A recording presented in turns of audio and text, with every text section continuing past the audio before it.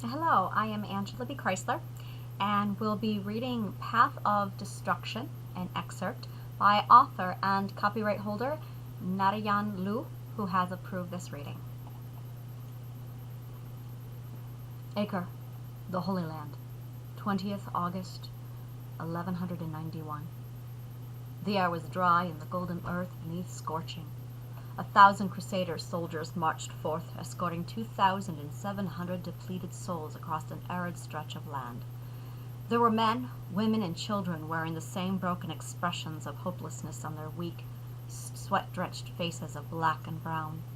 Each soldier beside them, all bearing a different cross, seemed to have no sympathy, no compassion or regret, only determination and confidence placed there by their noble king, King Richard the Lionheart. Though their worn greaves, battered breastplates, and dented helms seemed to grow increasingly burdensome, they did not break nor hesitate to march onward under the scorching golden sun. Prisoners and soldiers all kept marching forth to the rhythm of ropes tugging on the bodies to which they were bound. Robert, a Templar knight, watched from underneath a heavy steel helm as an old man beside him struggled to carry on. He knew where it was they were headed. This would be the last journey these souls would ever undertake. Robert's armored hand clutched the narrow hilt of his falchion, and his grip grew tighter and tighter the longer he watched. Heretics. All of them. Verily they shall see that God is with us this day, another said, patting his graceful white cloak. He was young and had only just developed a taste for bloodshed. Be wary, boy. From this grim task you must take no joy, he replied, turning away from the crowd of prisoners suffering beside him, though he could not ignore the stench of them. Unwashed, diseased, and dripping with salty sweat, they certainly left their mark on the soldiers. The city of Acre was now miles behind them, and the march came to a halt at the foot of a hill. Through the blinding light of the sun, the soldiers began to push their Saracen captives to the top, some of them grinning eagerly, while others could do nothing to hide their regret. Robert shoved the old man down to his knees along with the others. The children who whimpered while they walked now began to wail in terror. All others, friends, strangers, mothers, fathers, brothers, sisters, husbands, and wives, they held each other dearly, clung to each other, knowing that this was their end. Robert looked over the crowds of heads gazing up at the clear blue sky, whilst others looked down to a sight beneath them where an army stood in the distance, just now turning their attention toward the hilltop. Robert brushed his fine white cloak aside and smiled as his king approached the front, though he squeezed the hilt of his blade nervously and let out a deep and uncertain sigh. Glorious and noble King Richard sat atop his white stallion in a regal red cloak and bearing a bright golden lion on his surcoat.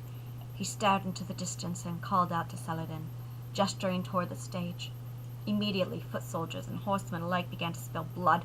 Valiant soldiers became ravenous animals, striking at the helpless with their steel in their fists, until finally, when they grew bored, they brought their blades down and struck the earth through the throats of those who had been caught in this war. None were spared but a few who the Crusaders had missed. Saladin, the wise and powerful Sultan, watched through eyes tormented by the sharp asperities of his failure, as his people were savagely destroyed before his very eyes. Their screams each sent a powerful ache into his heart, and buried in it his heir. Enraged at the sight of the bloodshed, he sent his forces onward, and watched as they too were defeated and destroyed, routed by King Richard's readied forces beneath a hill. Robert struck the old man and hesitated, constantly turning his gaze toward his fellow warriors who roared with enthusiasm, willingly slaughtering the helpless prisoners. Each one was covered in blood and sweat and tears. The red crosses they all bore had now turned an even deeper crimson, drowning in the innocent blood that soaked them. Sand shot up as axes, swords, heads, and bodies smashed into the ground. Robert looked to his king, who had not turned his sight away from Saladin's tent in the distance.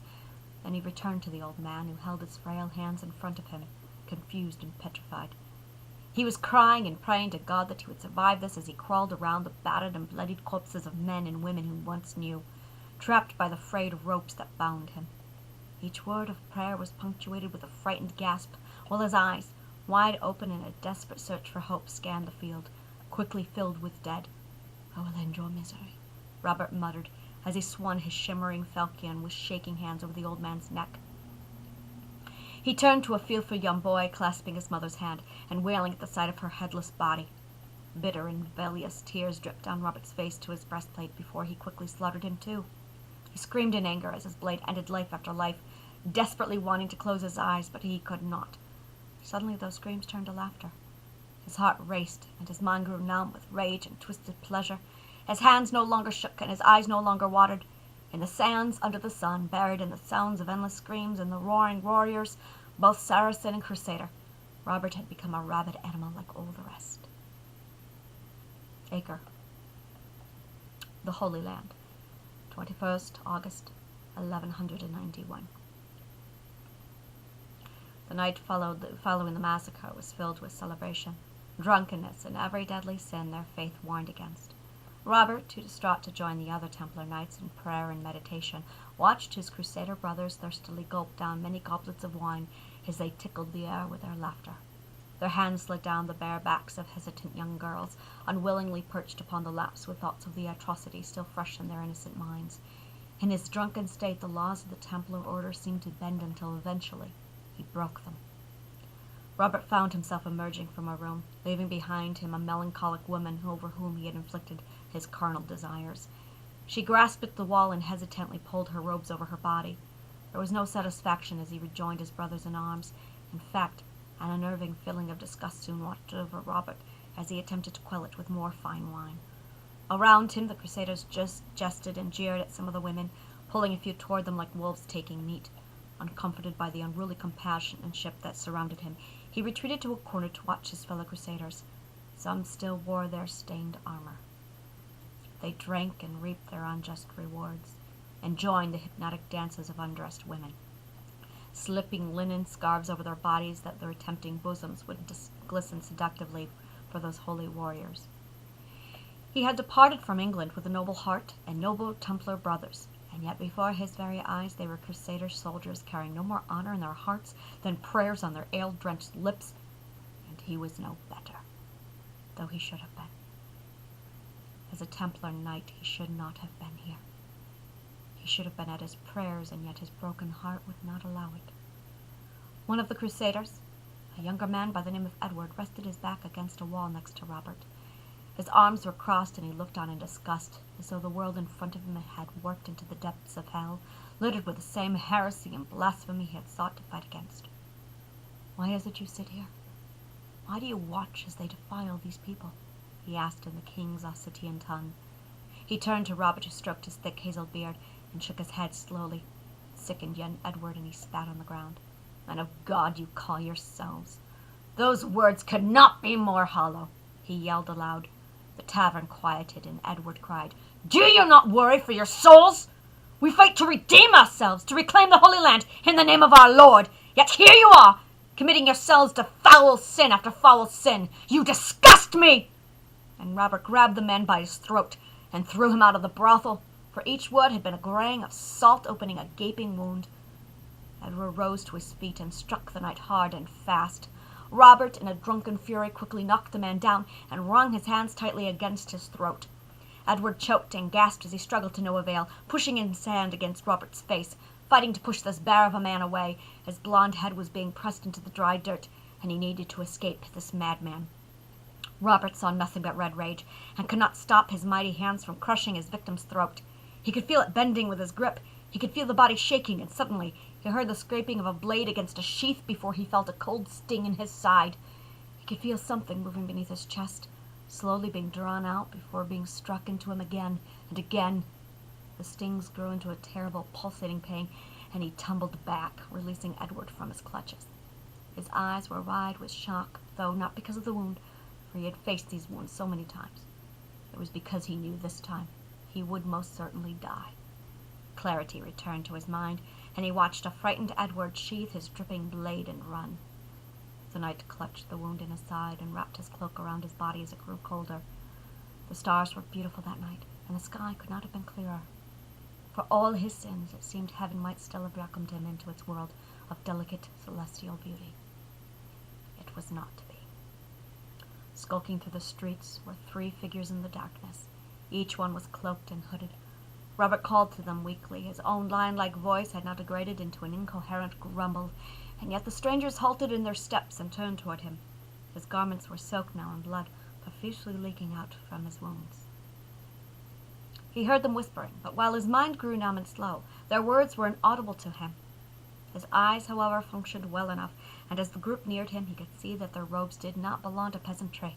Their tunics were elegant and bore such striking designs of many colors. Even in the shadows beneath the moonlight, their colors seemed to glow. They seemed to argue as they approached him.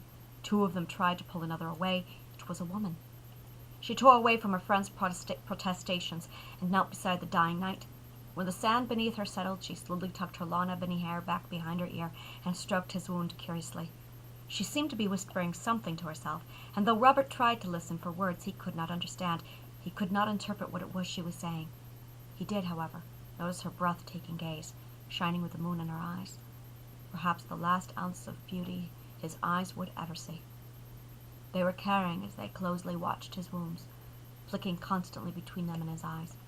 "Infidels," he muttered, as his ever-enfeebled hands reached for his sword, and tears rolled down his cheeks. The woman muttered things too, but he could scarcely hear them.